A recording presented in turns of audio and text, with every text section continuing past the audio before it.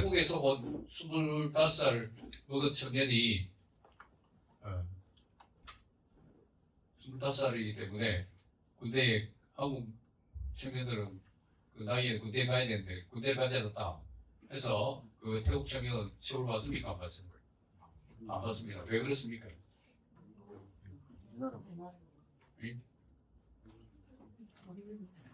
네, 태국 사람들은 병력법에 처벌을 받지 않는데 그걸 이제 좀 어렵게 설명하면 그렇습니다. 태국 청년에게는 병력법이 법이 아닙니다.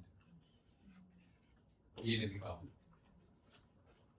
그 사람에게는 법이 아니고 그냥 대한민국의 도덕이거나 이 정도밖에 생각 안 해요. 하지만 대한민국 청년은 태어나서부터 그것은 20살이 되면 자기를 공감할 수 있는 법이 된다는 겁니다. 그래서 여기서 이제 요 부분하고 요 부분 관점인데 실체가 재판에서 들어간다고 하고 두 번째는 뭐냐면 이 공동체 관계에 속하지 않는 사람에게는 그것은 법이 아니라 단순한 윤리도덕에 불과하다는 겁니다. 이 두 가지 관점이 이제 십계명에서 여러분들이 이해해야 될 관점입니다. 자, 첫 번째는 십계명의 법입니다. 법이 제가 책에 써놨죠. 웨스트민스터 신화고백서에 보면 십계명은 도덕법이라고 이렇게 되어 있습니다. 제 책을 읽고 목사님들이 가장 많은 충격을 받는 게 십계명 법이다. 이겁니다. 십계명을 법으로 받아들이는 것하고 십계명을 도덕윤리로 받아들이는 것은 엄청나게 차이 납니다. 태국 청년의 얘기를 생각하면 됩니다. 태국 청년에게서는 병력법이 법이 아니기 때문에 그냥 도덕윤리로 대한민국이 지켜야 할 규칙 정도구나 하죠. 그 사람 재판정에 끌려가지 않습니다. 그러나 십계명이 법이다 하게 되면요, 반드시 재판정이 존재되어 있다는 게 전제되어 있습니다. 그러면 여러분, 현재 십계명 위반과 관련된 죄를 처리하는 법정이 존재합니까? 안 합니까? 대한민국에는 없죠. 전 세계에 없죠. 그렇다면 십계명 법이 아니다 하는데 결국 어디에 가면 법정이 열릴까요? 왜? 우리가 죽어서 하나님 벽에 섰을 때 하나님 법정에서 십계명을 가지고 재판한다는 겁니다. 지금 기독교 대한민국 다른 나라도 그렇지만 한국 기독교에서 가장 지금 잊고 살고 약화되어 있고 이 선명하지 못한 부분이 이 죽어서 하나님 앞에서 우리가 심판을 받는다는 부분이 거의 잊혀져 가고 있어요. 주로 제가 아까 저기 물질과 에너지 세계에서는 무슨 문제가 주로 발생하냐면 심리적 문제가 발생합니다. 지금 한국 교회가 심리 상담 분야로 극도로 발달한 이유 우리 마음의 상처 치유 정도로 교회 교리가 적용되기 때문인데 실제적으로 관념 세계, 정보의 세계, 법에서 들어가면 우리가 행했던 우리가 살아 존재했던 그 시간 동안 위반했던 모든 죄가 하나님 앞에 드러났다는 겁니다. 그래서 계시록에 보시면 휘보자, 그죠? 예수님 앞에 휘보자 심판을 받는데 보자에 책이 두 가지가 있습니다. 하나는 우리가 그동안 저질렀던 모든 행적을 기록한 책, 하나는 생명책. 그러니까 우리가 살아 저질렀던 모든 죄를 기록한 책이 있는데 이 생명책에 이름이 적힌 사람은 이 죄가 용서받았다는 것 아닙니까? 그런 구조가 지금 되어 있거든요. 그래서 여러분들이 지금 전제해야 될 것이 여러분들이 만약에 하나님 나라의 백성이라면 태국 사람이 대한민국 국민이 아니기 때문에 대한민국 청년이 아니기 때문에 병력법에 적용을 받지 않습니다만은 여러분들이 하나님 나라의 백성이라면 십계명 위반으로 인해 가지고 재판을 받게 되고 그 재판은 언제 받느냐? 여러분 죽어서 아니면 최후 심판 때 하나님 법정 앞에서 받게 된다는 겁니다. 이게 기독교 신앙의 출발점. 이것을 잃어버리면 복음이 필요가 없습니다. 죄가 없는데 무슨 복음이 필요합니까?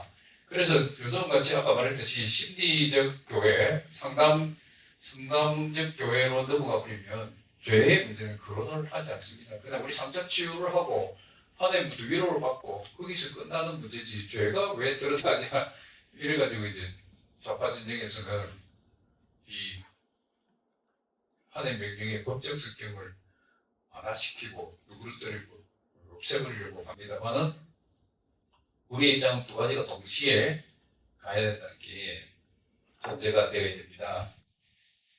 자, 그렇다면 이제 법은 누가 만드는지 아까 이제 법의 주의를 말합니다. 대한민국 법은 누가 만듭니까? 국회가 만드는데 실제로는 누가 만들어야 됩니까? 국민 주권이기 때문에 국민이 법을 만들어야 돼요. 그러나 모든 국민이 4,600만 모든 분들이 모여서 옛날 그리스 시대처럼 직접적으로 법을 만들지 못하기 때문에 이 법 제정권을 누구한테 줍니까? 국회한테. 그래서 국회는 법을 만든다고 해서 입법권자라고 합니다. 그 다음에 그 법을 만든 법을 해석을 합니다. 원칙적으로 누가 해석해야 됩니까? 국민이 해석해야 되죠. 또 국민이 모든 분들이 재판을 할 수 없으니까 누구한테 법을 맡깁니까? 사법부, 특히 판사들한테 법을 맡겨서 법을 해석하고 적용하게 합니다. 그 다음에 행정부한테 그 해석된 법을 집행해서 교도소에 넣든지 처벌하든지, 이게 이제 입법, 사법, 행정이라는 3급 분리. 민주주의에서 입법, 행정, 사법 이게 무너져 버리면 독재로 갑니다. 왜 무서운 나라가 되버립니까? 왜냐하면 법을 아무 때나 만들 수 있거든요. 히틀러 시대 수권법이라 해가지고 히틀러 총통에게 모든 법을 제정할 권한을 다 줬어요.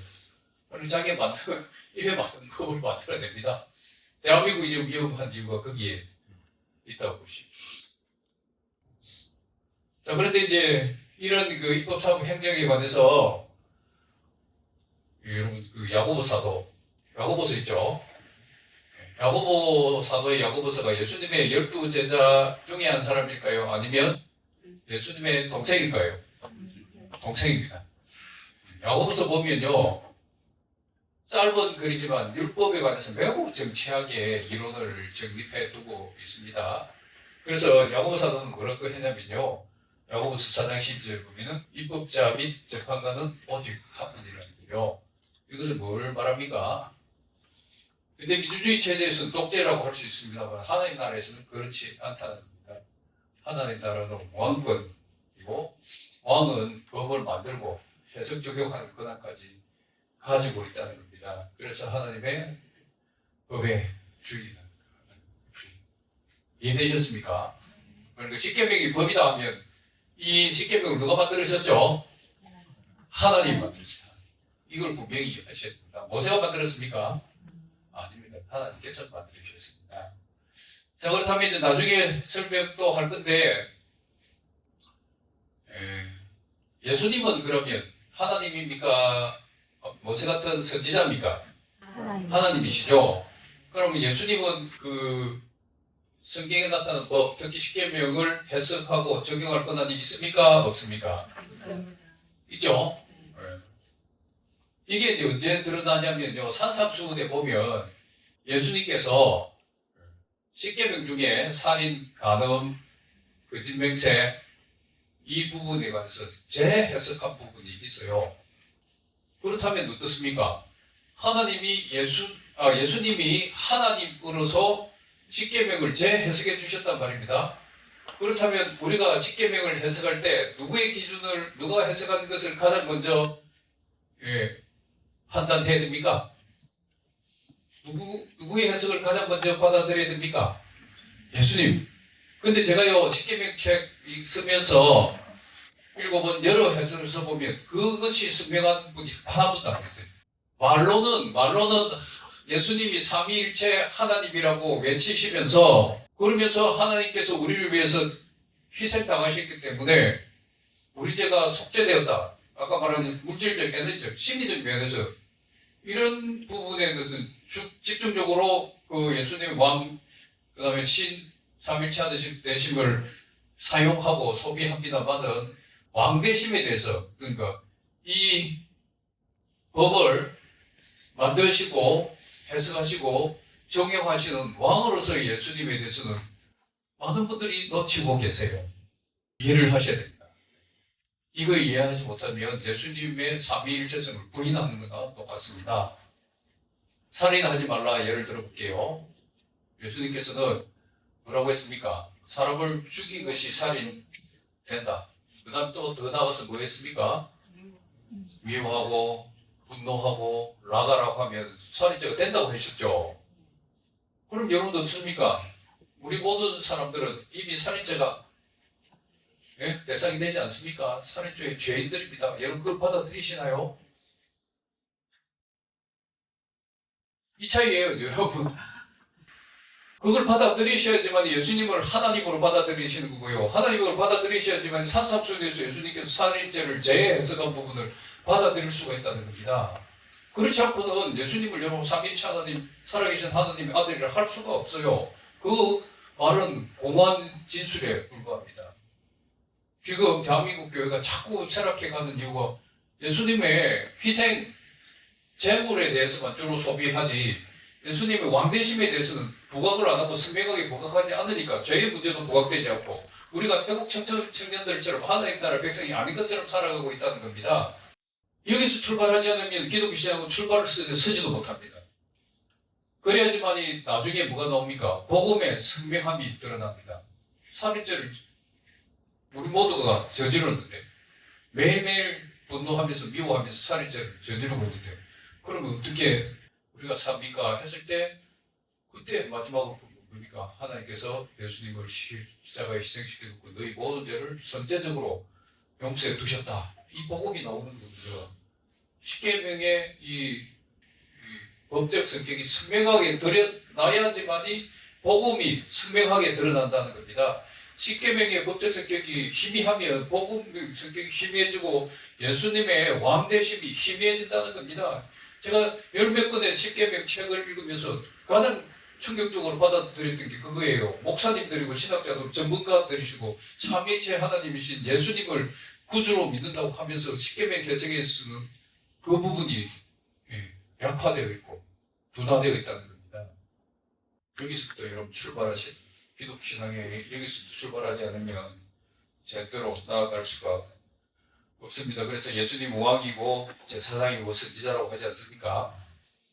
제사장이자 제물이었죠. 제물로서 희생당했다.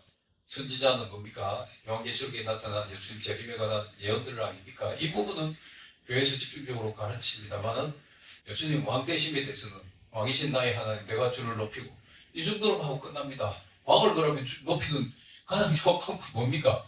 그가 내린 명령을 따르는 거고 그가 내린 심판에 복종하는 거다. 그것 외에는 할 게 없어요.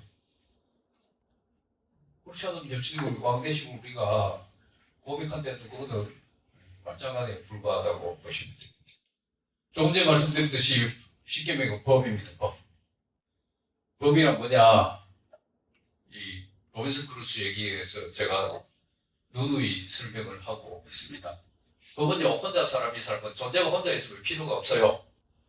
로빈슨 크루소가 배 타고 가다가 난파당해서 무인도에서 혼자 삽니다. 혼자 사는 동안은 발로 다녀야 되고 밤에 일어나서 고승방가 해야 되고 그죠? 대소변 아무 데나 해야 되고 그죠? 하루 종일 자도 됩니다. 근데 어느 날 처형당할 뻔한 원주민을 구해줍니다. 금요일 날 구해줬다고 프라이데이라고 이름 붙인 후에 두 사람이 같이 생활을 시작합니다. 두 사람이 같이 생활을 시작하면 두 가지 문제가 발생합니다. 첫 번째, 불편함. 한 사람은 문명인이고 한 사람은 원주민 아닙니까? 한 사람은 빨가벗고 다니고 밥 먹을 때 손으로 집어먹고 대소변 아무 데나 할 거고 야행성일 수도 있고요.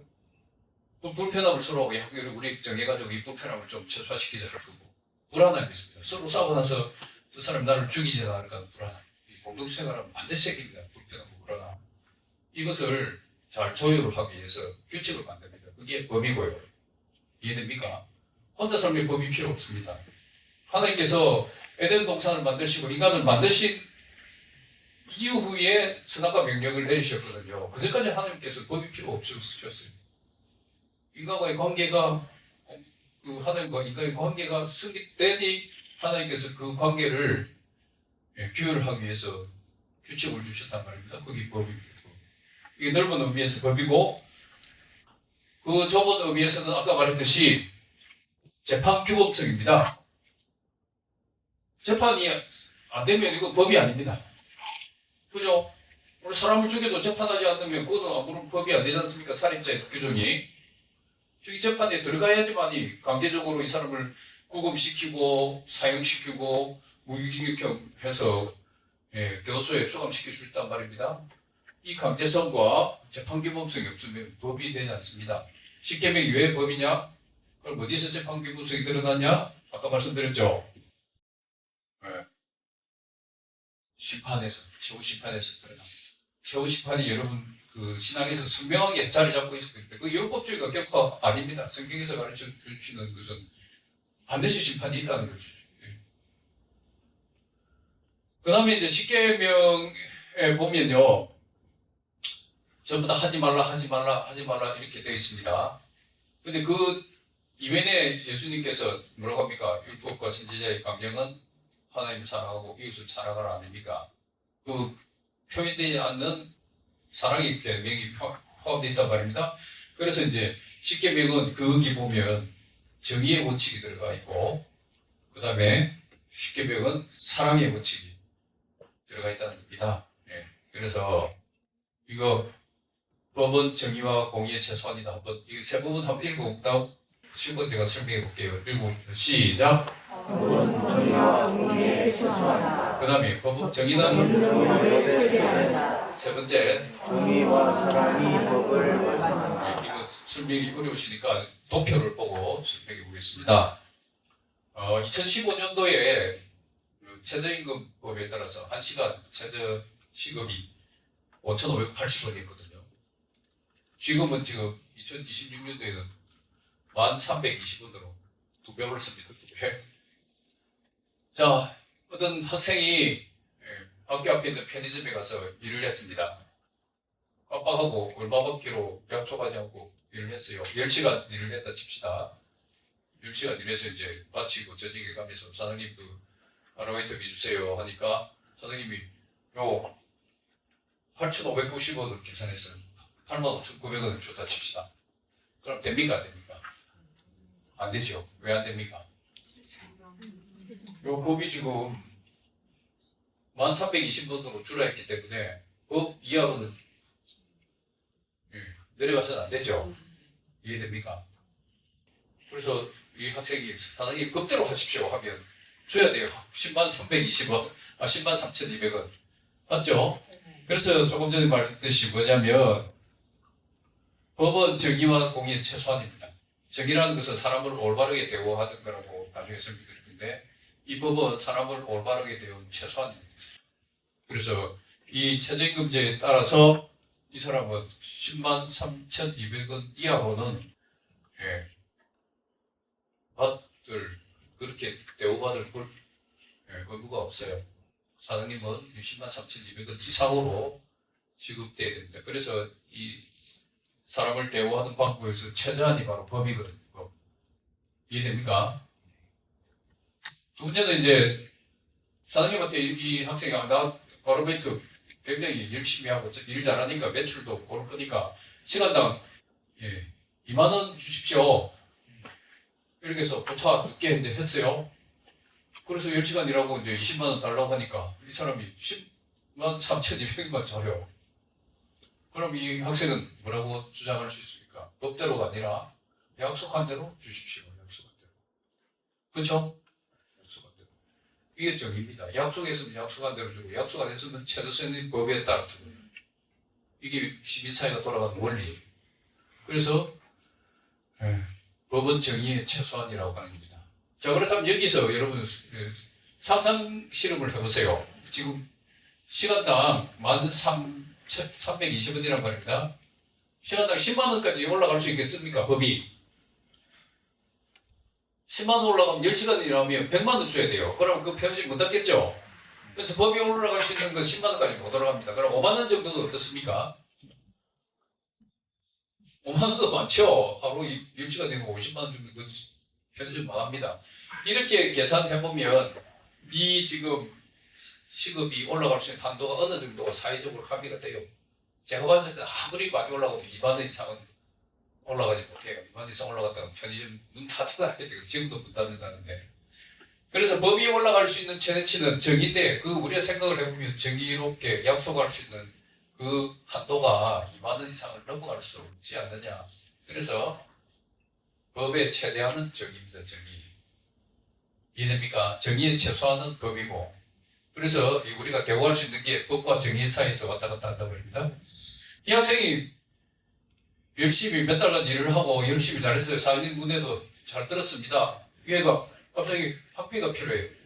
선생님 제가 300만 원 지금 등록금 내야 되는데 좀 주시겠습니까? 하니까 내가 뭐 니한테 그 상금을 줄 의무가 뭐 있노? 법도 그렇게 주라고 하는 것도 아니다. 그러면 내가 너한테 준다고 약속도 안 했다. 근데 이 사람이 줘요. 그럼 뭡니까? 이건 호의 또는 사랑에서 하는 거죠. 이해됩니까?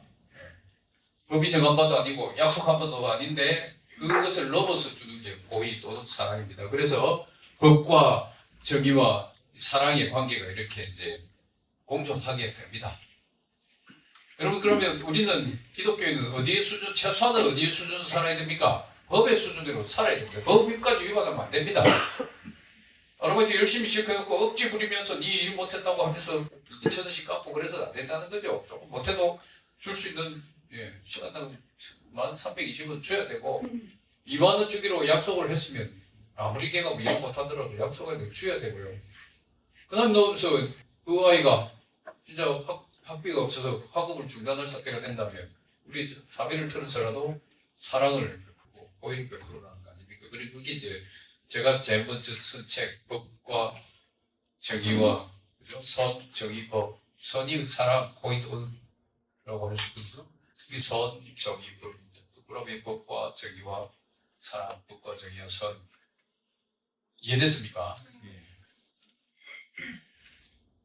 자 마지막으로 이제 그렇습니다. 하나님은 법의 주인이시고 십계명 법이다. 십계명 정의와 공의 최소한이다. 그러나 어떻습니까? 여러분 십계명 아까 살인죄 규정에도 여러분 매일 저지르고 있죠. 10번째 계명이 하면 탐심입니다. 탐심은 모든 신학자 그래요. 탐심 문제에 들어보면 인간은 하나님 앞에 납작 엎드릴 수밖에 없다는 거예요. 왜? 탐심도 안 부린 사람 없거든요.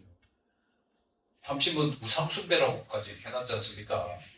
탐심은 단순히 5계명에서 10계명 위반 아니라 1계명에서 4계명까지도 위반한다는 게 탐심은 우상숭배라는 그 말씀이거든요. 그럼 우리는 결코 10계명을 지킬 수 없습니다. 그래서 사도 바울이 뭐라고 합니까? 오라 나는 공부한 사람이로다.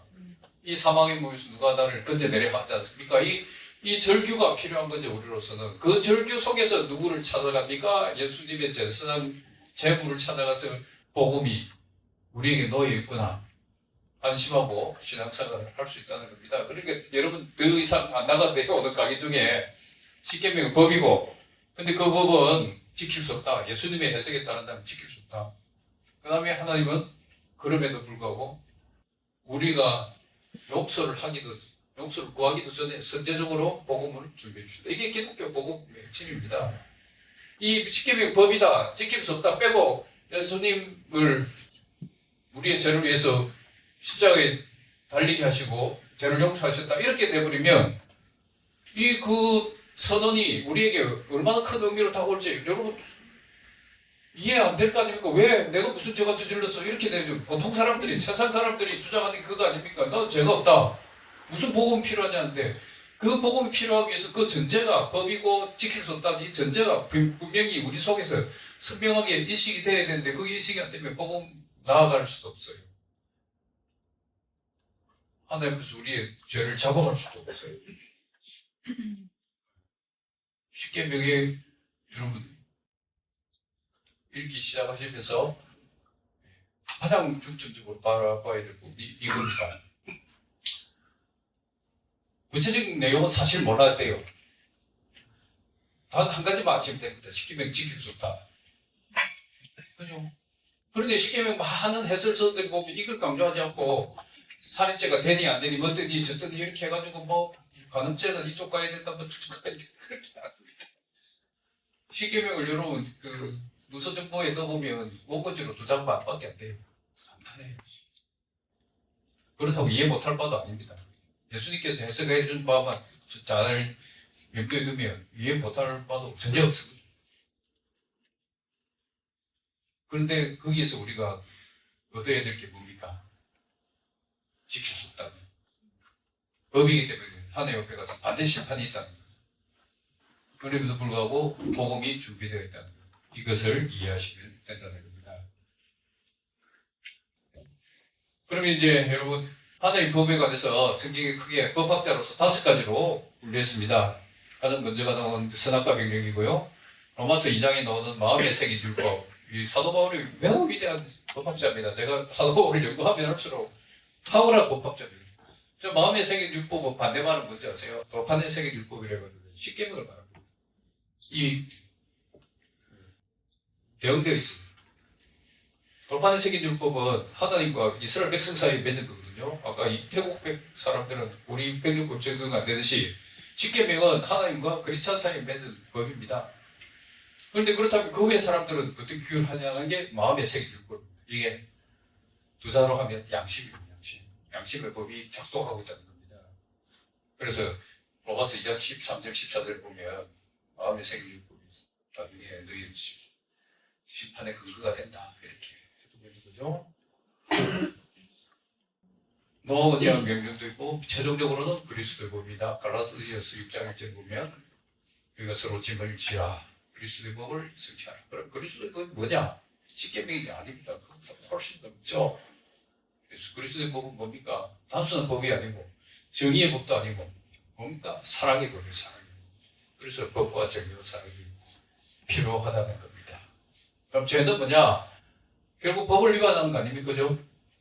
병력법 위반하는 것은 여러분 병력 위반도 관념입니다.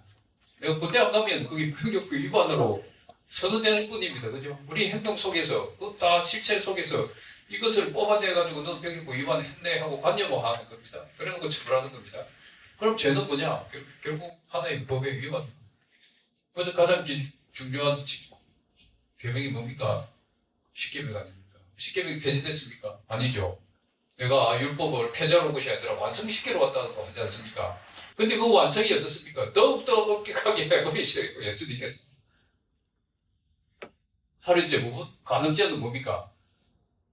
현행법에 따르면 남녀관계, 성관계를 해야지 간통이라고 합니다. 그러나 예수님의 해석은 뭡니까? 속으로 음욕을 품어도 바로 간음죄라는 겁니다. 남자들 대부분이 간음죄를 저지르고 있거나 저질렀다 푸시면 돼요. 한 명도 예외할 사람 없습니다.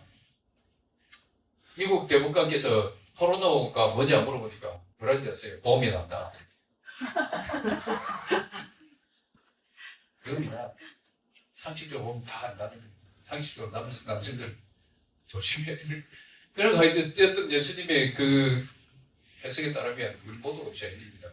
근데 이 죄를요, 대한민국 죄는 뭡니까? 살인죄, 상해죄, 폭행죄, 성폭행, 강간죄, 가등죄, 그죠? 절도죄, 횡령죄, 사기죄, 수백 가지 종류의 죄가 있습니다. 근데 저는 이 죄가 크게 2가지 죄로 있다고 책에 써뒀습니다. 불의죄와 행악죄. 불의죄는 뭐냐면 방향이 잘못된 겁니다. 하나님과의 원수관계에 대해서 불의죄. 행악죄는 뭡니까? 우리가 불의죄를 저지르고 나서부터 우리의 아까 말한 물리적, 에너지, 물질 세계, 심리적 문제가 타락이 돼가지고 죄를 저지르는 겁니다.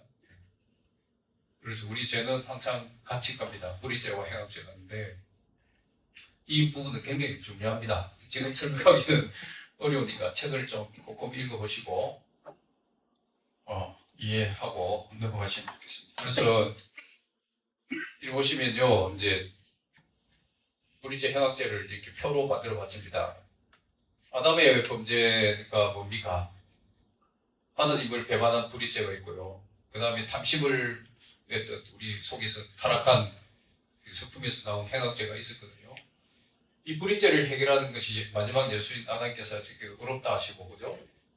행악죄는 뭐든 선하다 하시거든요. 그래서 로마서 보면 이렇게 되십니다. 의인은 없나니 하나도 없다. 선을 행하는 자 없나니 하나도 없다. 이렇게 2가지로 나눌 수 있는 것은 불의죄와 행악죄를 전제로 해서 로마서를 바울 사도가 썼기 때문에 그 2구절이 나온다는 겁니다.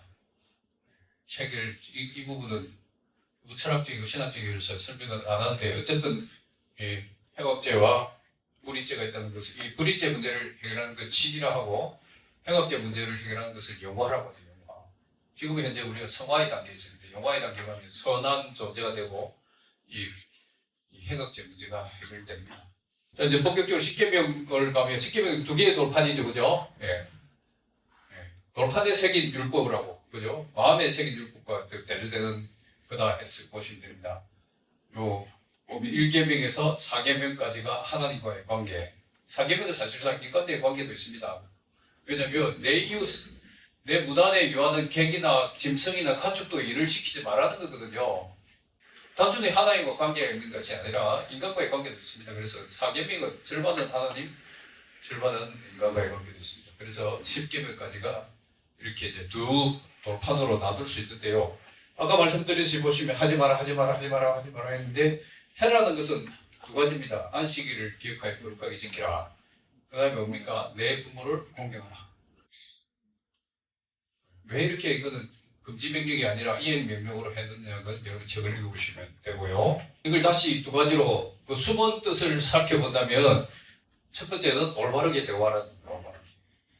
살인하지 말라도요 올바르게 대화하는 것이고, 도둑질 하지 말라도 이웃을 올바르게 대화하는 것이고, 간음하지 말라도 이웃의 그 가정을 파괴하지 말고 올바르게 대화하는 것이고요.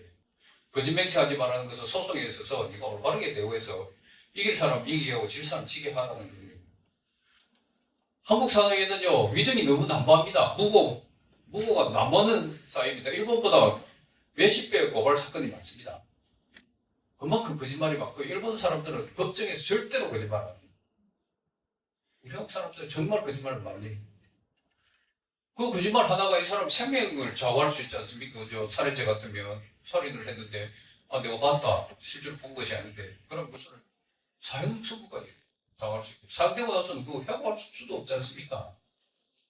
법정에서 증거는 매우 중대한 결과를 초래하거든요. 그것은 피고인이 범죄인이 아니라 범죄인이 유죄 추정 원칙 아니 무죄 추정 원칙이기 때문에 유죄 판결을 하기 전까지는 무죄로 받아들여서 그 사람이 정당하게 대우받을 수 있도록 해줘야 됩니다. 그래서 이 모든 성경에서 말하는 그 이면에 보면 두 가지가 있습니다. 아까 말했죠. 기본적으로 법의 모습을 띠고 있습니다만은 그 이면에는 올바르게 이것을 대화하고 되어 있고요. 그 다음 나는 적극적으로 사랑을 베풀라. 그 사랑은 뭡니까? 하나님 사랑하고 이웃을 사랑하는 겁니다. 그래서 십계명에 여러분 단순히 법이 아니라 거기에 숨어 있는 게 정의도 숨어 있고, 사랑도 숨어 있다. 이해됩니까?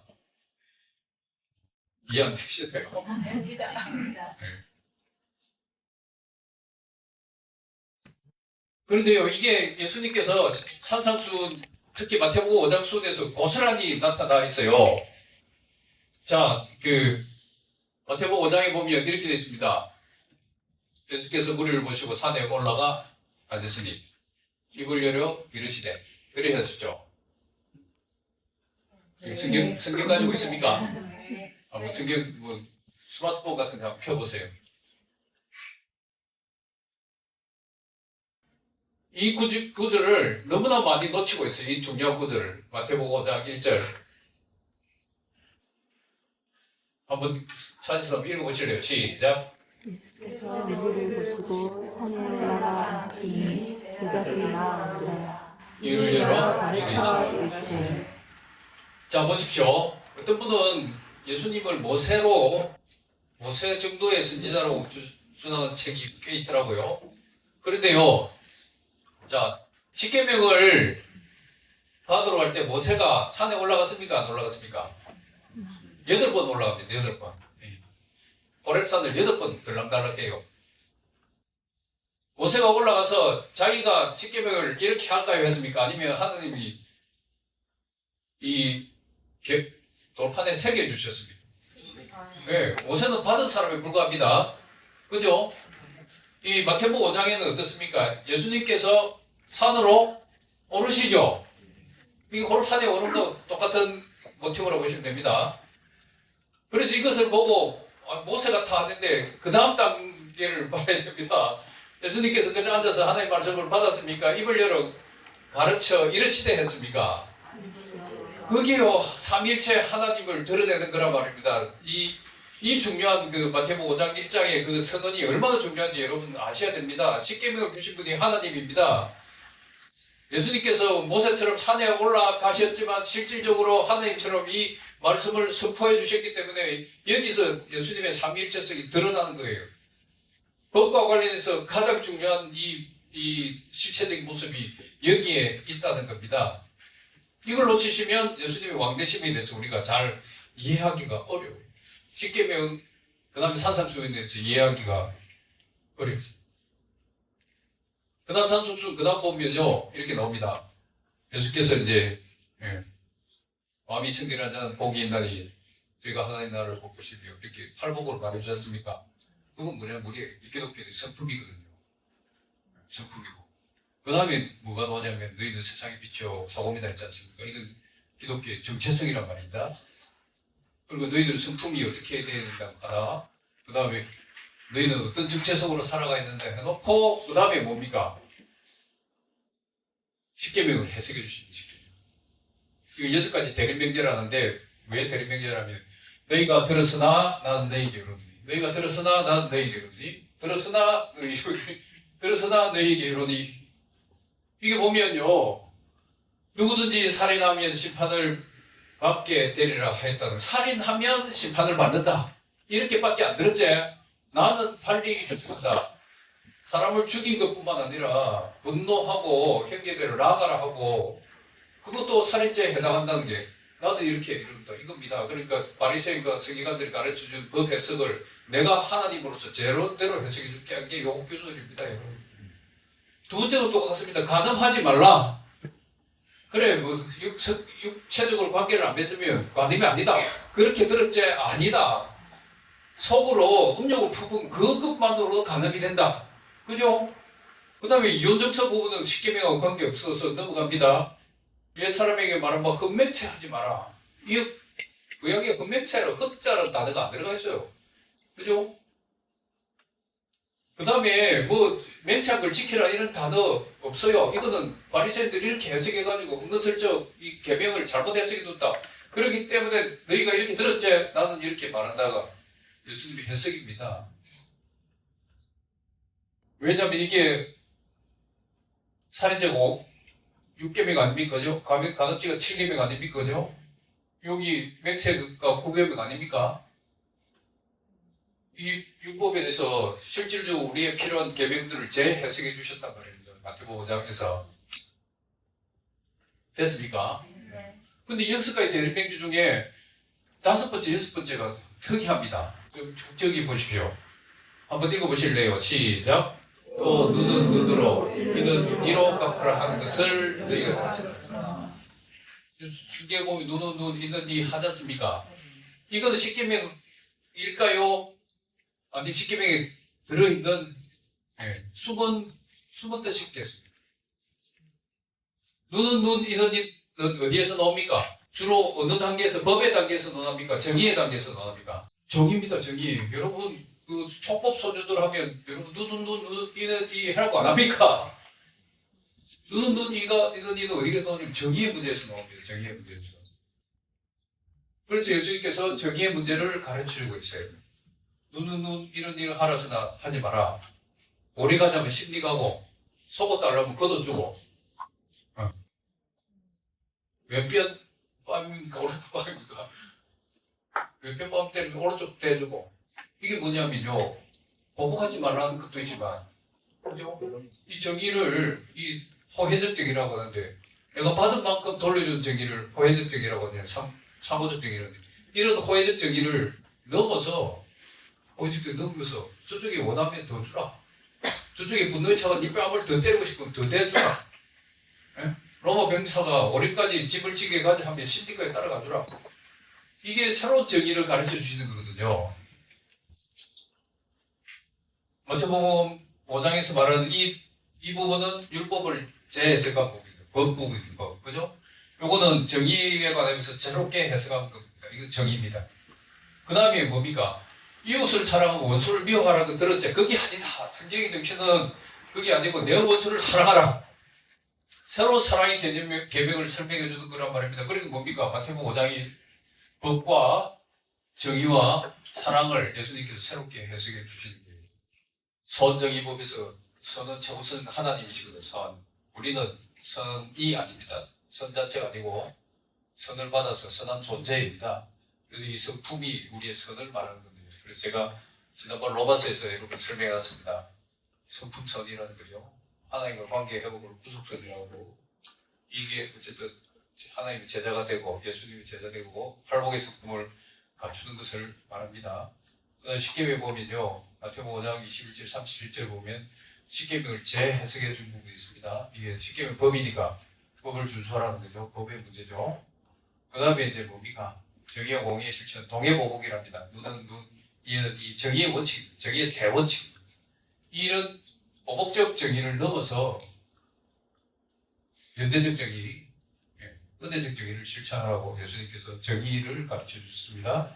그 다음에 이웃을 사랑하고 원수를 미워하라. 그것을 넘어 원수까지 사랑하라는 이 사랑의 계명을 완성해 주셨습니다.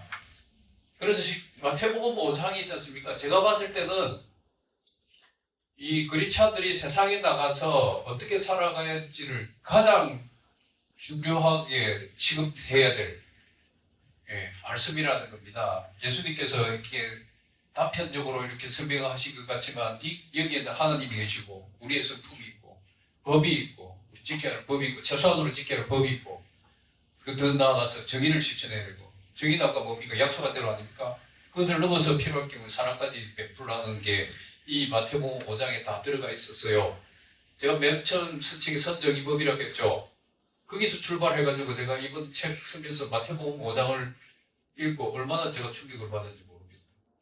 내가 요구했던 것이 잘못된 것이 아니구나. 예수님께서 여기에 모든 것을 다 봐두셨구나. 우리가 몰랐을 뿐이라는 거죠. 이해됐습니까? 십계명 해석에서 법이다. 법은 예수님께서 마태복음 5장에서 새롭게 해석해 주셨다. 그렇지만 예수님께서 그걸 넘어서 그 십계명에 숨어있는 정의까지도 새롭게 가르쳐 주셨다. 더 나아가서 사랑도 원수까지 사랑하는 그것까지 가르쳐 주셨다가 지금 제가 이 책을 통해서 여러분들에게 드리고 싶은 말씀이고 1계명의 10계명 해석은 여러분 그 읽으시면 그냥 읽으시면 됩니다. 아까 말씀드렸듯이 이건 절대 지키지 못하는구나. 그걸 여러분들이 깨달으시면 그 책의 절반 정도는 여러분들이 이해하신다고 보시면 됩니다. 그래서 정의란 뭐냐 이거 읽어보겠습니다. 시작. 정의란 관계상에서의 올바른 대우. 네, 관계상에서 올바른 대우를 하는 겁니다. 여러분 성경에 가장 많이 나온다는 거 환대 아닙니까? 환대. 환대도 정의입니다. 정의. 우리의 성품에서 나온 정의. 환대 이웃에도 환대하라. 그렇게 가르치죠. 그 다음 뭡니까? 기본적으로 최소한의 사고적으로 해라. 저것조차 일한 만큼도 안 주려고 하는 사람들 많아요. 기독교 기업들 중에. 최소한 사고성 주라. 이게 그 아까 뭡니까? 법 아니까. 법. 그 다음 약속.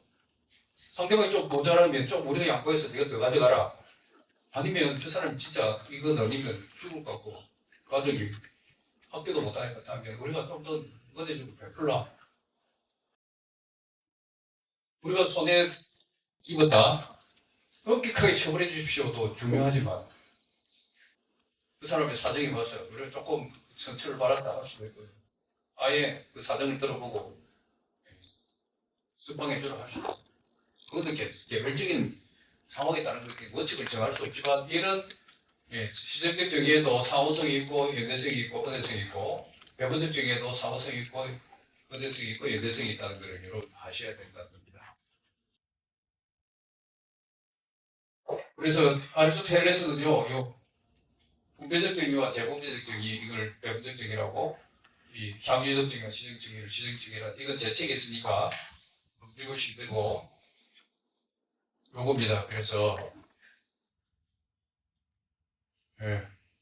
분배 재분배에서는 받은 만큼 돌려주고 준 만큼 돌려받습니다. 향유에서는 자신이 누릴 만큼 타인도 누리게 하고 타인이 누릴 만큼 자신도 누리게 하고 시정은 뭡니까? 받은 만큼 돌려주는 거죠. 이게 호혜적 정의고 사고적 정의입니다. 연대적 정의는 조금 양보하는 것, 조금 덜 보복하는 것, 좀 더 내가 더 당해주는 것. 은혜적 정의면 아예 양보해가지고 포기하고 용서하고 이게 예수님의 가르침 속에 다 들어있다는 겁니다. 그래서 아까 말했죠. 저기 부배적 정의와 시정적 정의가 결과적 아니고 과정적 정의라고 본다면 이 호의적 연대적 정의는 결과적 정의거든요. 2 곱하기 3 하면 총 6가지 결합이 나옵니다. 6가지 결합이. 그래서 기본적으로 고대 시대에는요. 시정적 정의에서 동해보복입니다. 너는 얘는 니. 그러나 예수님은 뭡니까? 그건 안 된다. 그죠? 머리 가자면 신이 가지고 속옷 달라면 겉옷 주고 이걸 해라는 거예요. 근데 하나님 나라는 뭡니까? 우리는 할 수 없지만 용서가 있다는 용서가 있고 하나님께서 은혜가 있다. 여러분 가진 것 전부 다 여러분들이 이래서 받은 것 같죠? 부모님들 받은 것 같이 아닙니다. 하나님께서 창조를 통해서 이 땅에 물질을 만들어 두셨고 우리가 그 노동을 통해서 가치를 새로 창조했을 뿐이지 그것을 근원으로 거슬러 올라간다면 우리는 모두 하나님 은혜 받은 자들 아닙니까? 이 6가지 결합 점점점 이 국가는 발달해 갑니다. 우리가 결국 향하게 될 나라는 하나님 나라 아닙니까? 그런데 지금 계속 우리는 과거에 동해보복적 관점에서 고대 세계 엄격한 능력주의에 따라서 그 능력이 좋은 부모 만나면 능력이 좋은 거고 그죠? 좋은 게 만나면 능력이 뛰어타고난 거 아닙니까? 제가 만난 나이 비행청소년들 고위원 고아원 출신 아이들 그 아이들 아무리 능력이 있어도 개발을 못해요. 그런 기준에 따른다면 그 우리는 너무 후진적인 지금 국가를 생각하고 있다는 겁니다. 기독교. 적어도 하나님 나라는 여기 은혜적 정의가 실천되는 나라인데 왜 구체적으로 저 후진적 고대 세계를 아직도 지향하고 있습니까? 적어도 복지국가, 그 다음 인간 존엄을 생각하는데 이 모든 것이 천부인권 사상이 성경에서 나온 사상들인데 왜 자꾸 기독교가 후퇴를 하면서 욕을 들어보는지 예수님께서 가르치신 그 산삼수를 깊이 있게 이해하지 못한 것 아닐까 생각합니다. 자, 그렇다면 이제 요번의 정의, 연대적 정의는 어디서 아까 말했듯이 그 어디서 나오냐면 성경에 구약 성경에 보면 쩌다카라고 합니다. 쩌다카. 연대성과 은혜성을 쩌다카로 표현하고 고아와 과부와 나그네에 대해서 하는 것들. 저 엄격한 호의적 정의는 미시파트입니다. 그래서 구약 성경에는요 정의와 공의가 나옵니다. 쩌다카를 주로 공의로 해석하고 번역해놓고 미시파트는 정의로 번역해놨어요. 옛날 성경에서 거꾸로 되어 있습니다. 미시파트를 공의로 해석하고 쩌다카를 정의로 해석해놨어요. 그러니까 이게 우리로서는 정의와 공의로 표현되면 전혀 이해할 수 없어요. 이 개념을. 그리고 원어로 이해하셔야 됩니다. 미시파트는 엄격한 호의적 정의를 말하고 동해보복을 말합니다. 그러나 쩌다카는 그렇지 않습니다. 양보하고 오히려 용서하고 자기가 희생하는 이것을 가지고 있는 정의입니다. 그런데요, 이제 신학시대 들어서면서 공의와 정의가 나누지 않고 나스니 디카요시네라는 그 의라는 단어 하나로만 표현되거든요. 그래서 그것이 넘어오면서 정의로 그냥 현대사에서 한 단어로 표현된단 말입니다. 그러나 우리가 성경을 배우고 있는 우리는 그 정의란 말 속에는 여기 연대적 정의와 은혜적 정의의 뜻을 가진 쩌다카도 있다는 것을 아시고 실천하셔야 됩니다. 거기에 구약 성경을 살리는 길이 뭐요? 그것이 예수님의 가르침을 살리는 것이라고 보시면 됩니다. 예수님께서 마태복음 5장에서 너네 너희 들었으나 내가 말한다. 그리고 너희가 뭐 원수를 이웃을 사랑하고 원수를 미워하는 거 들었으나 난 말한다. 이게 하신 이유가 여기 있다는 겁니다. 쩌다카 사상을 부활하라. 그래서 교회에서 그 정의와 공의가 구약 성경에 가장 많이 나오는 용어 중에 하나인데 잘 설명을 안 하고 계세요. 그러다 보니까 이 호의적 정의와 연대적 정의가 우리 기독교의 생각에서 빠져있어. 전부 다 엄격한 사후성 준 만큼 받는 만큼 돌려주는 그런 정의만이 정의로 생각하셨는데 그게 근본적으로 잘못됐고 이런 것이 가톨릭에서는 발달되어 있는데 개신교에서는 여전히 동해보복적 사상에 머물러 있다는 겁니다.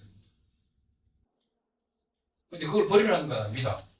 법정에서는요 판사님들이 함부로 용서하고 할 수 없잖아요. 그죠? 엄격한 사후성은 지켜져야 돼요. 근데 그게 이제 편차가 납니다. 저는 그 소년재판에서 가장 음하게 판결을 한다고 소문 나가지고 그 1010호 판사거든요. 너무 지금 소년에 대해서 제가 생각에는 약해요.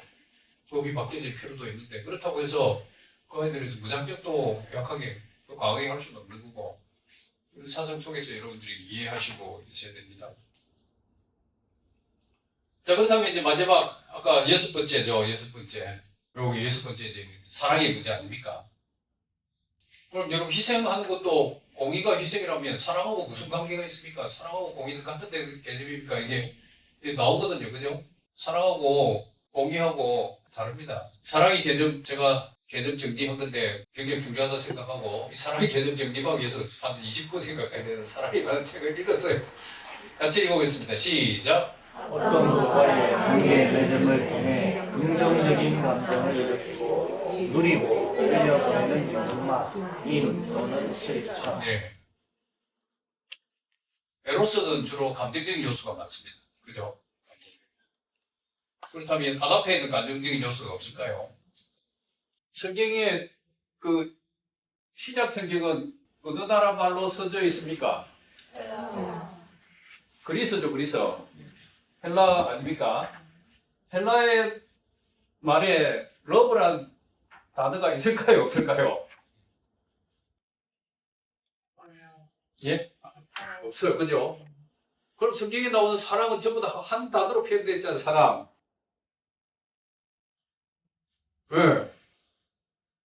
사랑이라는 단어가 한 단어로 표현되어 있는데, 그럼 그 단어 속에는 다른 뜻의 단어들이 다 담겨 있다는 겁니다, 여러분. 기본적으로 여러분 생각하는 게, 에로스 있죠, 에로스. 두 번째 뭡니까? 네 마지막이고. 필레오. 그럼 뭐가 있을까요? 스토르게. 그 다음에 아가페입니다. 이 단어가 모두 사랑으로 번역되어 있어요. 그래서 여러분 성경 읽으실 때 원어를 찾아서 읽어보시면 좀 더 그 사랑이 분명해져요. 여러분 대표적인 게 뭐냐면 예수님께서 부활하시고 베드로를 찾아가지고 베드로야 네가 나를 사랑하냐 하니까 베드로가 뭡니까? 사랑합니다 그랬죠. 또 사랑하느냐 하니까 사랑합니다. 그 말하고 서로 거침이 되었어요. 그죠? 그럼 예수님께서 또 사랑하느냐 사랑합니다 했습니다. 우리나라 말로 보면 그게 아무런 의미가 없는데 예수님께서 사랑하느냐 했을 때 그 사랑이라는 단어가 뭔지 아세요? 아가페입니다. 아가페. 네가 아가페 하느냐 하니까 베드로는 뭐라 대답했을까요? 필레오로 필레오. 두 번째도 아가페 하느냐 하니까 필레오 합니다. 그럼 예수님께서 이제 그 대세에 뭐라 하냐면 안 녀석이 그래가지고 뭐라고 묻냐면 필레오로 묻습니다. 필레오 하냐니까 필레오 합니다. 이게 한번 여러분 언어로 내가 잘 모르니까 제가 헬라를 잘 모르는데 이걸 한번 여러분들이 깊이 있게 연구해 보셔야 됩니다. 사랑이라는 단어를 썼지만 예수님께서 첫 번째, 두 번째 아가페 하느냐 물었는데 필레오로 대답하니까 예수님께서 그 수준을 낮추셔서 좋다. 그래 필레오 하냐 하니까 예 해가지고 이제 끝나는 문제인데 내 양을 치라고 하시는데 그러면 고린도전서 13장에서 나오는 그 사랑은 오래 참고는 무엇일까요? 아가페. 이 에로스는 연인들의 사랑, 필레오는 동등한 친구의 사랑, 스토르게는 부모와 자식의 사랑, 아가페는 기독교 근신의 사랑이거든요. 이게 굉장히 어려워요, 그죠? 원수 사랑하라고 할 때 그 사랑은 어떤 글을 썼을까요? 아가페를 썼습니다. 그렇다면 이게 성경에서 말하는 사랑에 있어서 에로스는 감정적인 요소가 강합니다. 필레오는 뭡니까? 동등한 의무적인 요소가 강하고요. 스토르게는 뭡니까? 희생적 요소가 강합니다. 이거는 절대적 희생을 강하죠. 그래서 이걸 사선으로 표시해 보면요, 이 아가페 사상은 수직입니다. 수직. 궤도를 갚을 수가 없어요. 비를 하늘에서 내려오면 그 비를 위로 던질 수가 없지 않습니까? 부부의 사랑은 이 거의 급경사의 사랑이고요. 이거 갚을 수는 있는데 갚기가 너무 어려워요. 에로스와 피로스는 그 수평입니다. 수평. 서로 주고받고 하는 사랑이거든요. 이해됩니까? 그런데 이 사랑 이거를 에로스, 필레오, 스토르게, 아가페를 공통적으로 묶을 수 있는 이게 있어야지만 여러분들이 사랑하라는 원수를 사랑하라는 그게 실천이 가능합니다. 이 사랑의 단어를 만약에 부부간의 사랑이 이 에로스를 말한다면 원수를 사랑하라가 어떻게 됩니까? 원수에게도 용서하고 부부간의 관계처럼 성관계도 하고 동거하고 그러라는 그 뜻이 되지 않습니까? 안 그렇습니까? 그리고 원수를 사랑하라 할 때 그러니까 사랑이라는 단어에는 이 앞에 뭐가 붙냐에 따라서 이 행위 내용이 달라집니다. 내 남편을 사랑하라, 내 부인을 사랑하라 하는 거하고 원수를 사랑하라는 것은 행위 내용이 달라지죠. 그렇다고 해서는 안 됩니다. 자녀를 사랑하라는 것도 자녀를 사랑하고 부부 사랑하고 에로스적 사랑이라고 근친상간을 해야 되는 문제가 발생하는데 그래서 이 사랑이라는 개념을 뭉뚱그릴 수 있는 관념이 필요합니다. 여러분 사랑이라는 책 보면 자기가 정한 범위 내에서 설명하고 있어요. 에로스를 사랑이라고 하면요. 거기에 맞춰서 쭉 사랑의 개념을 써버려요. 그러면 이 에로스를 주장한다면 감정적인 요소에 충실하기 때문에 의무적인 요소, 사랑은 오래 참고 이거는 필요가 없어요. 충동적으로 했다가 헤어지고 지금 현대사회가 그런 거 아닙니까? 이혼율이 높은 이유도 그 다음 남녀관계가 쉽게 만났다 쉽게 헤어진 이유도 그 충동 요소를 강조하기 때문에 그러나 아가페 요소는 아니잖아요. 오래 참고 온유하며 시기하지 않고 그죠? 이런 의무적인 요소가 들어가 있단 말입니다.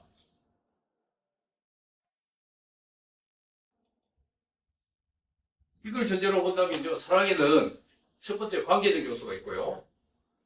그리고 혼자서 하는 사랑 없지요? 자기 사랑이라는 말을 씁니다만 자기 사랑은 흥미라는 의미에서 사랑이 아닙니다. 그죠? 자기 애라고 하는 것은 사랑이라고 했고 두 번째는 뭡니까? 감정 요소. 사랑에는 반드시 감정 요소가 들어가야 돼요. 이 감정 요소가 뭐냐면 여러분 기쁨. 사랑의 감정적 요소가 없다고 주장하시는 분들이 있는데 그건 잘못됩니다. 하나님께서는 너희 하나님 여호와가 너희 가운데 계시니 그가 너로 인하여 기쁨을 그죠? 이기지 못하시며 공의는 희생적인 요소가 있기 때문에 감정적 요소는 안 들어가도 됩니다만 사랑은 공의와 가장 중요한 차이점이 감정입니다. 감정이 없으면 사랑이 이루어질 수가 없어요. 우리가 이웃을 위해서 희생을 할 수도 있습니다. 그죠?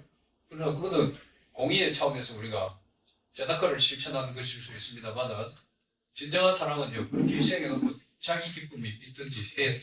사랑에 있어서 가장 중요한 요소는 감정적 요소입니다. 존재론적 요소, 의무적 요소는 여러분들 읽어보시면 알 거고 고린도전서 13장 한번 여러분 펴보실래요? 성경이 있으면. 바울 사도가 법학자이기 때문에 굉장히 논리적으로 글을 씁니다. 자, 고린도전서 13장 1절 한번 읽어보십시오. 시작.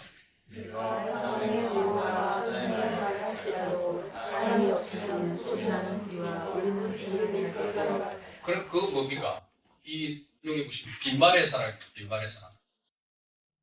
빈말만 한다는 거죠. 좋은 말만 하고 감은 있을만 한다는 겁니다. 빈말의 사랑.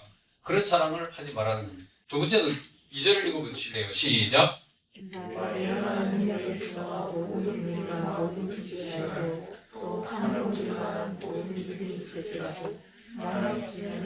이건 뭡니까? 내가 능력이 있어요. 그죠? 충분히 베풀 능력이 있는데 안 베푸는 겁니다. 이거는 빈말은 아닌데 능력이 있는데 실천을 안 하는 거죠. 실행을 하지 않는 사람. 비실천된 사랑입니다. 이됩니까? 13장 1절 빈말의 사랑. 두 번째는 비실천된 사랑입니다. 세 번째는 13장 3절을 한번 읽어보실래요? 시작. 내게는 모든 것으로 구제하고 또 내 몸을 불사르게 내줄지라도 사랑이 없으면 내게 아무 유익이 없느니라. 예, 여기는 분명히 구제하고 희생을 합니다. 그러면 이게 우리가 보통 이 정도면 아가페 사랑이라 하는데 사랑이 없으면 아무 유익이 없다는 것은 그건 뭘 말할까요? 기쁨이 없는 사랑 아닙니까? 그죠? 의미가 없는 사랑입니다. 의미가 없는 사랑. 그리고 빈 의미의 사랑입니다. 이해됐습니까? 13장 1절은 빈말로 하는 사랑, 그것도 아닙니다. 사랑이 아니다. 두 번째는 능력이 있음에도 실천하지 않는 비실수 사랑, 이것도 사랑이 아니다.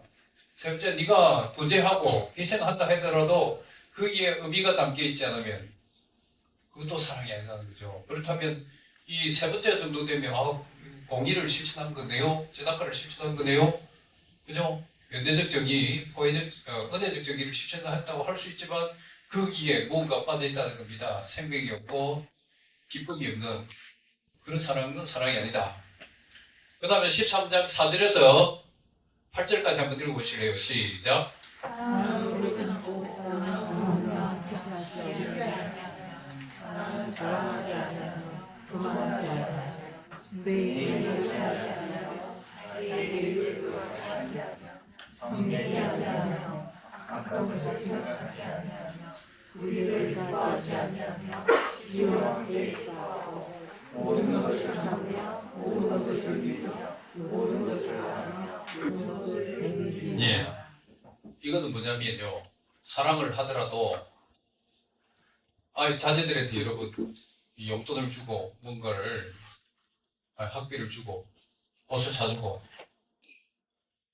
이런 것이 있지만 여기서는 뭡니까? 오래 참고 무례하지 말고 그죠? 악을 기뻐하지 않고 진리와 함께 기뻐하고 이건 뭐냐면 질서 있게 살아가라는 겁니다. 질서 있게. 그래서 그렇지 않은 사랑을 비인질서의 사랑이거든요. 그래서 고린도전서 13장이 보면 바울 사도 매우 논리적으로 글을 써뒀어요. 빈말의 사랑도 하지 마라. 그 다음에 실천 없는 빈실천의 사랑도 하지 마라. 그 다음 뭡니까? 기쁨을 주지 않는, 그 다음 생명을 주지 않는 빈 의미의 사랑도 하지 마라. 내한테 기쁨이 되지 않는, 그 다음에 뭡니까? 무례하고 폭력을 쓰고 자랑하고 이런 질서 없이 하는 것도 하지 말고 이게 뭡니까? 결국은 네 번째는 빈질서의 사랑은 뭡니까? 관계 맺음을 어떻게 하면 잘할 수 있는가를 바울 사도가 가르쳐 준 것이거든요. 안 그렇습니까? 그래서 아까 보시면 사랑이 뭐냐면 어떤 것과의 관계 맺음을 통해 그죠? 그 관계 맺음을 통해서 이제 긍정적인 감정이 뭡니까? 기쁨. 긍정적인 감정을 기쁨을 일으킵니다. 속에서 일으키고 그것을 내가 누리고 거기서 멈추는 것이 아니라 흘려보내고 이렇게 하는 욕망과 나의 의지와 실천이라는 겁니다. 이게 사랑의 이 개념입니다. 그럼 여기서 원수의 사랑은 여기에 해당되느냐? 긍정적인 감정을 일으킬 수가 없겠죠. 그래서 원수의 사랑은 기본적으로 무엇부터 시작해야 됩니까? 그에 대한 미움과 분노부터 없애는 부정적인 사랑부터 극복해 나가야 된다는 겁니다. 그래서 원수 사랑이 어렵습니다. 그래서 고린도전서 13장은 빈말의 사랑도 하지 말고 그죠? 빈신술된 사랑도 하지 말고 빈 의미의 사랑도 하지 말고 무질서한 질서 없는 사랑도 하지 말고 관계 맺음을 잘 해서 실천에 나가는 겁니다. 내 자식을 위해서 네가 아무리 희생한다 해도 그 아이들 입장에서 봤을 때는 엄마가 너무 일방적이고 무질서하고 폭력적이고 강요하고 이렇게 하면 그게 그 아이들의 감정에 기쁜 감정이 흘러 넘쳐가지고 그 아이들을 변화시킬 수 없다는 겁니다. 질서 있는 사랑을 해라는 질서 있는 사랑. 그래서 이제 원수 사랑은 아까 긍정적인 감정을 일으키는 것이 아니라 부정적인 감정을 해소하는 데 가장 먼저 중점이 됐죠. 그게 바로 용서입니다. 용서. 이해됩니까? 용서와 화해의 개념 같은 개념이 아닙니다. 용서와 화해는 다른 개념이라는 걸 이해하셔야 됩니다. 그 책을 읽으시면 되는데 이거 탕자 얘기로 예를 들어볼게요.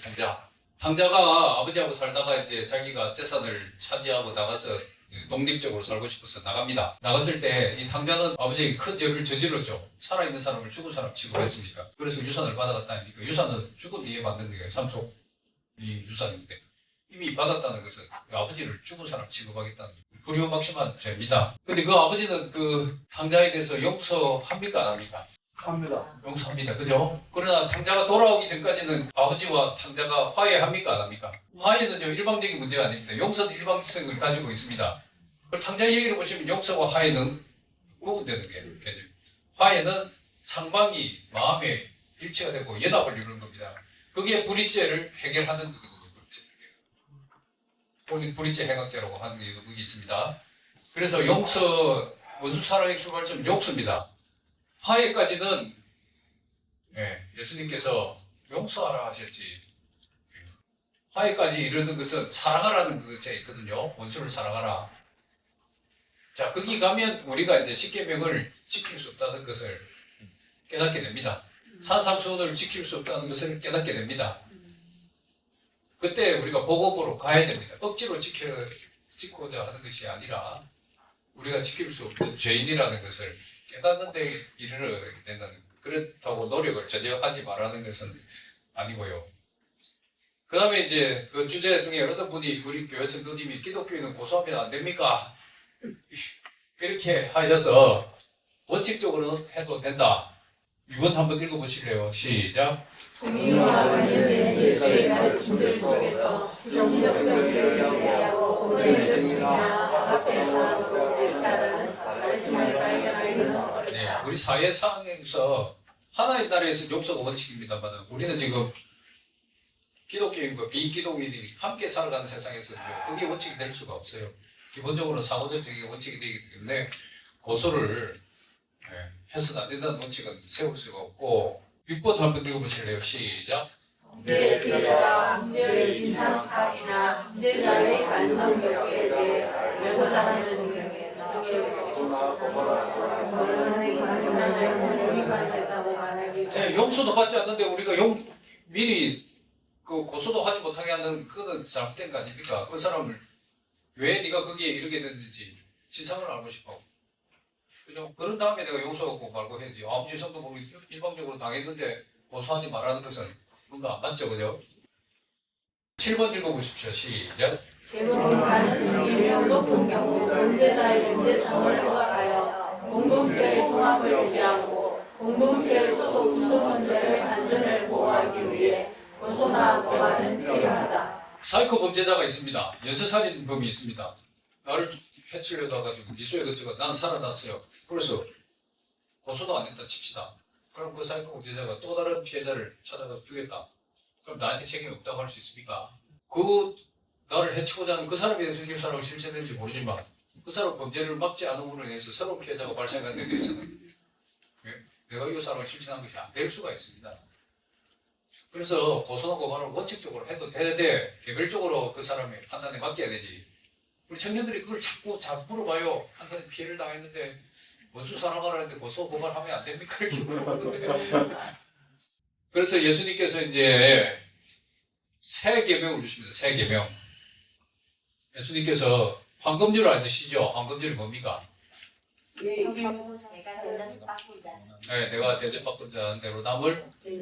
그것은 아까 상호적 정입니까? 연대적 정입니까? 은혜적 정입니까? 상호적 정입니다. 그죠? 이해됐습니까? 그래서 예수님께서 황금줄을 가르치셨기 때문에 이 상호적 정의를 폐기했다 할 수가 없어요. 맞습니까? 네. 그것이 율법이요 선지자라고 했습니다. 두 번째는 뭡니까? 하나님과 이웃을 사랑하다. 이거 똑같은 표현을 하셨습니다. 율법과 선지자의 강령이다. 이 두 계명이 옛 계명이라고 합니다. 그런데 예수님께서 새 계명을 주십니다. 새 계명이 뭡니까? 읽어보실까요? 시작. 내가 너희를 사랑한 것 같이 너희도 서로 사랑하라. 예, 너희를 사랑하는 것 같이. 이게 매우 중요합니다, 여러분. 이것을 자꾸 놓치고 있고요. 잘 강조도 안 하세요. 그냥 황금줄, 상호적 정의 예수님 가르쳤네. 거기 따르자. 이웃을 사랑하라네. 하나님 사랑하기 위해서 사랑하면 그러면 되지. 근데 예수님께서 사랑하라 했는데 어떻게 사랑하라고요? 내가 너희를 사랑. 내가 너희를 사랑하는 것이 이걸 어떻게 주로 해석하냐면요. 희생적 사랑. 아까 수직적 저기, 그죠? 수직적, 아가페적 사랑을 강조하는데 그렇지 않습니다. 내가 너희를 사랑하는 것 같이 제가 중요하게 생각하는 겁니다. 먼저 용서했다는 거 먼저. 상자 얘기에서 보시면 그렇게 아버지를 저주하고 간 아들에게 먼저 용서했잖아요. 달려와서 잘못했습니다 하기 전에 선제적으로 용서하셨다는 겁니다. 예수님께서 이게 내가 너희를 사랑하는 것 같이 이것도요. 은혜적 정의는 우리가 희생적 정의이기 때문에 이건 사실상 불가능한 겁니다만은 선제적 정의도 불가능하지만 그래도 은혜적 정의보다 더 나을 수가 있어요. 먼저 용서할 수도 있거든요. 성경에서 가장 중요한 것이 너희가 죄인 되었을 때 그죠? 택함을 받았다는 거 아닙니까? 로마서에 바울 사도가 가장 강조했던 부분이 그 로마서에 보면 하나님 사랑이 희생적인 게 아닙니다. 이거 아직 죄인 되었을 때 용서의 말도 하지 않았는데 먼저 택함 받은 면sek이 언젠가는 잘못했습니다. 회개하고 돌아오겠지 하는 그 선제적 사랑, 그게 바울 사도가 로마서에서 말하는 예수님의 사랑, 하나님 가장 중요한 사랑이라는 겁니다. 그래서 여기서 내가 너희를 사랑한 것이 너요, 단순히 예수님처럼 희생적 사랑을 하라가 아니라 내가 너희를 먼저 용서한 것 같이 너희도 원수를 먼저 용서해 주라는 겁니다. 이 두 가지를 여러분 인식하고 해야 돼요. 그러기야지만 이게 세계명이 됩니다. 그죠? 세계명이 아니라면 그 앞에 사랑이 다 들어있지 않습니까? 사랑에 아가페를 쓴다면 희생적 사랑이 포함되어 있는데 왜 굳이 예수님께서 세계명 주노니 내가 너희를 사랑한 것 같이 이렇게 표현을 했겠습니까? 내가 너희를 먼저 사랑한 것 같이, 내가 너희를 먼저 용서한 것 같이 너희도 먼저 용서하고 사랑하라는 예수님의 세계명, 이런 구체적인 하나하나들이 놓치고 이게 쌓이니까 이제 우리의 신앙의 정체성이 명백하게 선명하게 노선이 정립이 안 되는 겁니다. 마지막으로 이제 이렇게 쭉 했습니다. 원수 사랑도 할 수 없습니다. 십계명 법, 탐심의 문제에 들어가면 사랑을 할 수 없습니다. 그죠? 근데 예수님께서 마태복음 5장에 해석해 준 바에 따르면 우리는 살인자고 간음을 제거한 자고 탐심을 제거, 십계명 자체로도 우리가 지킬 수 없는데 예수님이 가르치는 그 산상수훈에 따라도 지킬 수 없다. 그런데 예수님께서 무엇까지 사랑하라고 하셨다. 도대체 나도 사랑할 수도 없다. 먼저 사랑하라고 하셨다. 난 지킬 수 없다. 이게 선명하게 우리 그 신앙에서 드러나셔야 됩니다. 이렇게 선명하게 드러나야지만이 뭡니까? 예수님께서 우리를 먼저 용서했었다는 거, 이 복음이 선명하게 드러난다는 거죠. 이게 앞에서 선명하지 않으면 이것도 선명하지 않습니다. 그냥 교회가 와서 공동체에서 좋은 사람들끼리 만나서 사교 모임 비슷하게 흘러가고 심리적으로 우리 상처 입은 거, 부모로부터 상처, 애인으로부터 당한 상처, 가족으로부터 당한 상처, 그거 치유하는데 급급하시는데 그게 아니라 그렇지. 근본적으로 하나님과의 관계를 바로 정립한 다음에 그 다음에 우리의 상품 보고 우리 약한 육신 보고 나아가자는 겁니다. 한번 읽어보실래요? 시작. 인간의 능력으로는 지킬 수 없는 하나님의 법과 계명. 아까 야고보서 매우 뛰어난 법학자라겠죠. 저 구절도 똑같이 읽어보십시오. 시작. 누구든지 법을 지키다가 하나를 범하면 모두 범한 자가 되나니. 십계명 10개 중에 다 지켰다고 했는데 탐심분 가면 하나 어기가 아닙니까? 그럼 다 위반한 겁니다. 이런 엄중한 말씀 우리 잘 안 배우죠. 좋습니다. 십계명 다 지켰다 칩시다. 원수 사랑하라는 계명하면 못 지킵니다. 그거 다 어기가 아닙니까? 예수님께서 세 계명을 주셨는데 내가 너희들을 사랑하는 것 같이 너희도 서로 사랑하라. 내가 선제적으로 원수를 너희가 원수였지 않느냐? 너희가 욕설한다고 하나님과 관계가 원수 관계였는데, 그죠? 그 전에 원수 관계, 그때 내가 너희 죄인 되었을 때 내가 너 용서했다 아닙니까? 근데 너희들이 지금 하고 있느냐? 이렇게 보면 이 예수님의 가르침에 따르면 우리 십계명 법 한 명도 못 지켜냅니다. 이걸 고백해야 돼요. 그 고백의 한식이 뭡니까? 오라 나는 고고한 사람. 이 사망의 몸에서 누가 나를 건져내려. 이 고백이 우리의 고백이 되겠다는 거예요. 그렇게 되면 겸손할 수밖에 없어요. 그 다음 뭡니까? 한번 읽으실래요? 시작. 복음은 죄인이 우리를 하나님 앞으로 부른다. 예. 그 다음 읽어보십시오. 아우구스티누스 그리스도요. 시작. 율법이 주어진 것은 은혜를 사적으로 만들기 위해서이고 은혜가 주어진 것은 율법이 숨쉬게 왜곡하기 위해서이다. 그리고 이렇게 할 수 있습니다. 하나님 왜 이렇게 십계명부터 해서 어렵게 지킬 수 없게 만들었습니까? 항변할 수 있죠. 예수님 산상수훈에서 왜 그렇게 또 엄격하게 십계명을 해석해 주셔가지고 우리로 하여금 계명을 못 지켜야 합니까? 항변할 수 있습니다. 거기서 요 아우구스티누스는 은혜를 찾아라는 거예요. 우리로서는 도무지 해결할 수 없는 그 심대한 장벽이 있다는 거죠. 거지 나사로와 그 부자의 얘기, 가로막힌 장벽이 있다는 거죠. 결코 뛰어넘을 수 없는. 복음 아니면 아니고 은혜 아니면 안 된다는 거죠. 십계명이 가르쳐 주시고자 하는 바가 바로 여기에 있다는 거예요. 그래서 최종적으로 다시 말씀드리면 이 법의 문제는 십계명 부분 아닙니까? 질서선을 지켜자는 겁니다. 질서선. 적어도 세상에 나갔을 때 법도 지키지 않는 기독교인이 되지 말자는 겁니다. 법을 지키자. 근데 예수님께서는 넘어서 뭡니까? 눈에 눈, 이에는 이 호의적 정이 넘어라는 거죠. 조금 손해보고 많이 손해보고 많이 희생하라는 그게 정이고요. 더 나가서 원수까지 사랑하고 선제적으로 살아가라. 그러면 원수 사랑하고 났을 때 기쁨은 어디서 오냐? 아우구스티누스 이 글에 보면요, 하나님께서 성령께서 주신다. 그거는 그 기쁨을 누려본 자만이 알 수 있다. 아무도 그 함부로 말할 수 없습니다. 원수를 여러분 사랑해본 적이 저도 없어요. 사랑하고 나서 그 기쁨은 그 사랑해보고 나서 기쁨 누린 자만이 알 수 있는, 우리는 알 수가 없어요. 그렇기 때문에 다시 우리는 복음으로 가야 된다는 겁니다. 이게 이제 제가 여러분 이 십계명을 통해서 전달하고자 했던 말씀이고요. 구체적인 해석은 읽어보시면 어느 정도 이해되는데, 해석에 있어서 가장 중요한 것은 뭡니까? 그 해석을 여러분들이 인간적으로 해석하지 마시고 예수님의 눈으로 십계명을 해석해라는 겁니다. 그럼 매우 엄격하게 해석할 수밖에 없어요. 많은 십계명 해석을 책 보면요, 철학적으로, 법학적으로, 윤리학적으로 해석되어 있는데 그거는 근본적으로 잘못된 겁니다.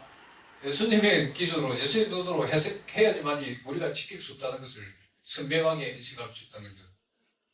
그렇게 해야지만이 복음으로 갈 수 있다는 거예요. 그 다음에 삼일체 하나님이 제사장이신 예수님을 보내셨지만 더 나아가서 왕이신 예수님을 보내셨다는 것. 그 왕은 뭡니까? 재판권이 가장 중요한 겁니다. 법을 만드는 게 가장 중요합니다. 그래서 십계명을 하나님께 주셨고 예수님께서 하나님으로서 십계명을 재해석해 주셨다. 이거 매우 중요하다는 거고, 최종적으로는 우리에게 최후 심판이 기다리고 있다는 것을 전제하셔서 우리의 주지상 엄중하게 살아가야 되지만 우리의 약한 육신으로 지킬 수 없다는 것을 아시고, 나뿐만 아니라 모든 사람 지킬 수 없다는 걸 아시고 겸손하게 하나님의 복음 앞으로 엎드리는 게 우리 신앙의 핵심, 아까 말한 점, 반, 합, 이게 우리 신앙의 가장 기본 뼈다라는 것을 이해해 주시면 좋겠습니다.